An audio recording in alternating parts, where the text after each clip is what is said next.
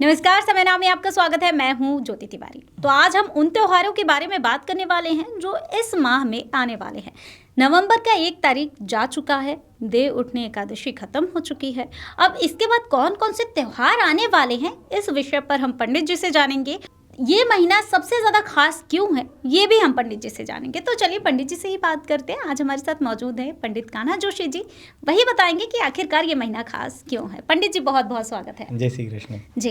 पंडित जी, जैसे ही ये पूरा महीना आता है, दिवाली का त्यौहार आता है, देव उठनी एकादशी जो होता है बहुत ही खास माना जाता है। देव उठनी एकादशी जो है वो जा चुकी है। तो इसके बाद में इस मंथ में ऐसा क्या है जो लोगों को ये जो व्रत रखे जाते हैं, जैसा कि व्रत रखे जाते हैं तो पूरे मास का, पूरे साल का पूरा जो वो मिलता है, फल मिलता है, वो बहुत ज़्यादा खास होता है। तो इसके बारे में थोड़ा सा बताइए। लोगों को बहुत कन्फ्यूज़न होता है कि क्यों खास है ये महीना। जी, बिल्कुल आपने सही कहा ज्योति मैम कि क्यों पूरे वर्ष के व्रत का फल आपको केवल इन 5 दिन व्रत करने से मिल जाएगा। जी।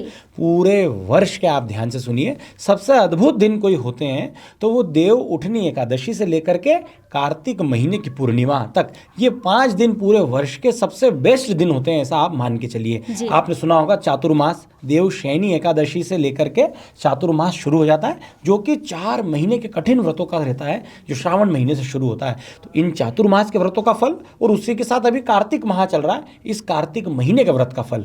इस व्यस्ततम जीवन में आप पूरे कार्तिक महीने का व्रत अगर नहीं कर सकते तो केवल देव उठनी एकादशी दिनांक 1 नवंबर को रही, वहां से लेकर के कार्तिक महीने की पूर्णिमा 5 नवंबर तक, इन 5 दिन आप व्रत रख लें। इन 5 दिन भी अगर आप व्रत नहीं रख रहे हैं तो केवल 3 दिन, दिनांक 3 नवंबर जिस दिन सोम प्रदोष का व्रत रहेगा, 4 नवंबर वैकुंठ चतुर्दशी और 5 नवंबर कार्तिक पूर्णिमा, ये 3 दिन आप व्रत रख लें।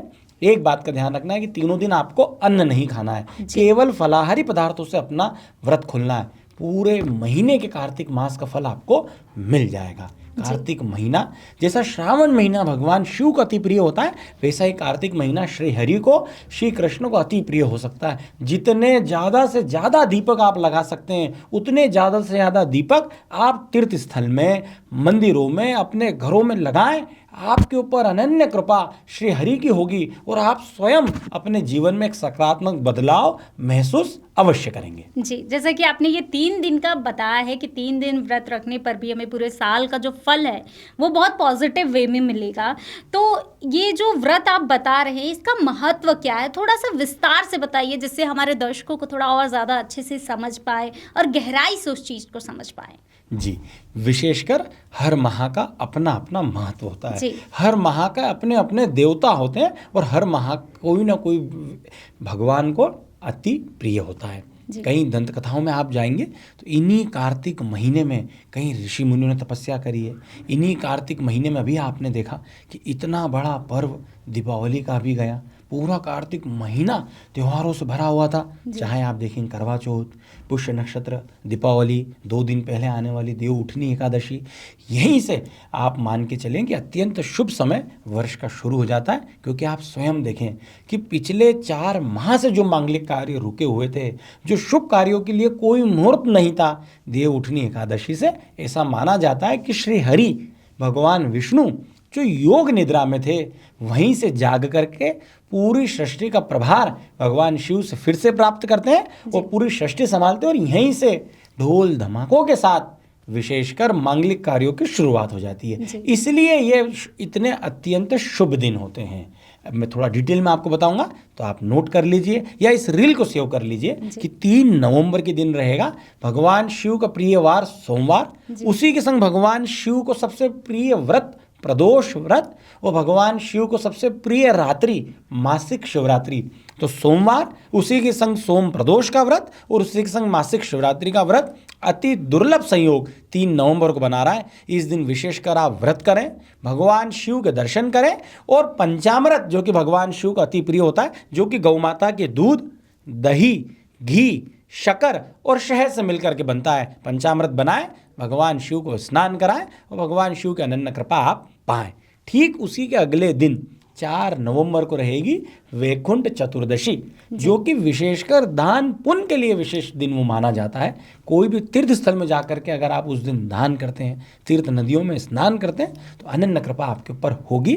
और विशेषकर उस दिन देवताओं की दीपावली के रूप में आप स्वयं देखेंगे कि काशी बनारस के घाटों में पूरे विश्व में ऐसी दीपावली नहीं बनती है जो उस दिन दीपावली के रूप में आपको देखने को मिलेगी। उसी दिन श्री हरि और भगवान शिव का मिलन होता है। हरिहर मिलन आपको उज्जैन महाकालेश्वर में देखने को मिलेगा। तो अद्भुत दिन 4 नवंबर का वैकुंठ चतुर्दशी का रहेगा जी। इसी के अगले दिन हम बात करेंगे कार्तिक महीने का अंतिम दिन, कार्तिक पूर्णिमा 5 नवंबर के रहेगी। उस दिन गुरु नानक जयंती का पर्व भी रहता है। तो आप उस दिन कोई बहाना ना करें। अगर आपकी कार्य क्षेत्र से आपको छुट्टी मिल रही है तो उस दिन तीर्थ स्थल में जरूर आप जाएं। आप जिस शहर में रह रहे हैं उसके आसपास कोई ना कोई तो नदी बह रही होगी, उस नदी के किनारे आप जाएं। बहते हुए जल में आप उस समय दीपक अवश्य प्रवाहित करें। 1 या 2 नहीं, कम से कम 31, 51, 101 दीपक आप प्रवाहित करें। तीर्थ नदी में स्नान करें। आपको खुद को ऐसा लगेगा कि मेरे दोष दूर हो रहे हैं, मेरी नेगेटिविटी दूर हो रही है, और मेरे जीवन में जैसा आपने दीपक जला करके उस अंधकार में उजाला आपने उत्पन्न करा है, वैसा आपके जीवन में उजाला अवश्य उत्पन्न होगा। जी, ये तो रही कार्तिक मास की बात। कार्तिक मास उस टाइम से खत्म हो जाएगा। जी, उसके बाद कौन कौन से व्रत आ रहे हैं? जी, उसी के अगले दिन से अगहन मार्गशीर्ष माह शुरू हो जाएगा। दिनांक 8 नवंबर शनिवार के दिन रहेगी अगहन माह की संकष्टी चतुर्थी, जिसे श्री गणाधिप संकष्टी चतुर्थी भी कहा जाता है। भगवान गणेश को अत्यंत प्रिय व्रत कोई है तो वो संकष्टी चतुर्थी का होता है। जैसा आपको नाम से समझ में आ रहा है, संकष्टी चतुर्थी मतलब आपको संकटों को हर लेने वाला कोई व्रत है तो वो संकष्टी चतुर्थी है। पूरा साउथ इंडिया और पूरा महाराष्ट्रियन समाज तो हर माह की संकष्टी चतुर्थी का व्रत पूरे परिवार के साथ विधि विधान से करता है। आप चाहते हैं कि आपके ऊपर गणपति की कृपा हो तो केवल माह में एक संकष्टी चतुर्थी का व्रत करें। उस दिन भगवान गणेश का पूजन करें। संकष्टी चतुर्थी में एक बात का ध्यान रखा जाता है, रात्रि में लगभग 8 बजे के बाद जब चंद्रोदय का समय पंचांग में दिया होता है, उस समय आप चंद्रमा के दर्शन करें, चंद्रमा का पूजन करें। अगर मौसम खराब है, बादलों के ढकने के कारण चंद्रमा के दर्शन नहीं भी हो रहे, तो उस समय आप आसमान में पूर्व दिशा की तरफ देख करके चंद्रमा का पूजन भी करेंगे तो आपको उतना ही फल मिलेगा। भगवान गणेश का पूजन करें और फिर अपना व्रत खोलें। आपके ऊपर गणपति की कृपा निश्चित होगी। इसी बेला में हम लोग आगे बढ़ेंगे तो दिनांक 12 नवंबर बुधवार के दिन रहेगा काल भैरव अष्टमी, काल भैरव जयंती का पर्व। पूरे वर्ष का सबसे बड़ा दिन काल भैरव के पूजन के लिए वही होता है। हर भैरव जी के मंदिर में आप देखेंगे बड़े से बड़ा आयोजन आपको उस दिन होता हुआ मिलेगा। एक छुपी हुई रेमेडी मैं आपको बता रहा हूँ। आपको उस दिन एक उपाय करना है।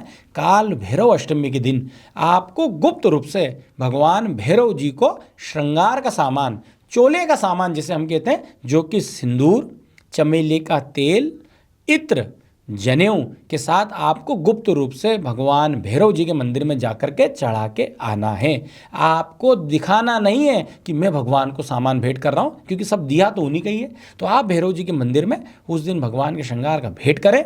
आपके जीवन में जितने गुप्त शत्रु हैं या जितने भी शत्रु हैं, हम किसी का नाश नहीं चाह रहे, लेकिन शत्रुओं की कुबुद्धि का नाश अगर कोई देवता कर सकते हैं तो वो काल भैरव कर सकते हैं। तो उस दिन आप भगवान को श्रृंगार का सामान भेंट करें और अपने शत्रुओं की कुबुद्धि का नाश होते हुए आप स्वयं देखेंगे।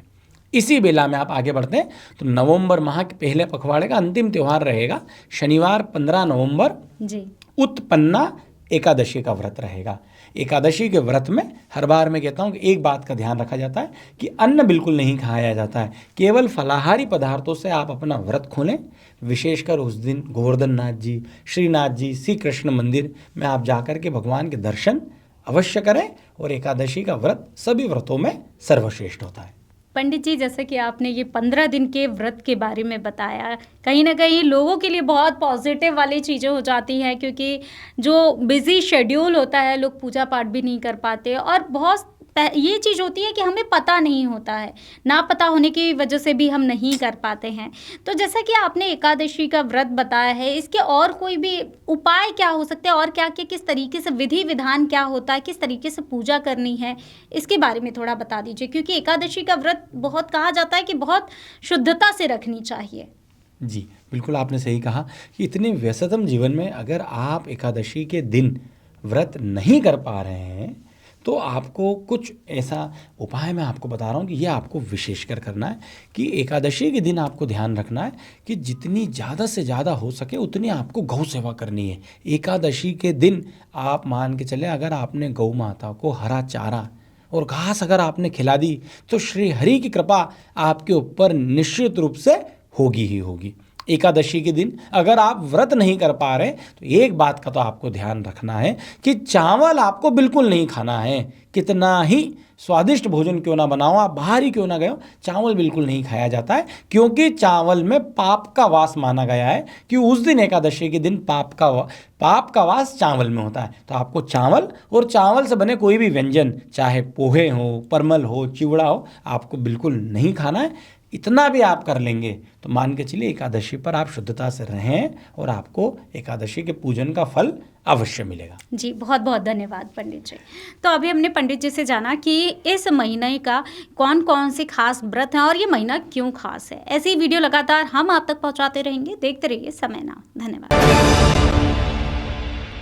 प्योर अश्योर दूध और घी, माँ के प्यार सा, मिलावट से दूर, भरोसे से भरपूर, प्योर भी श्योर भी।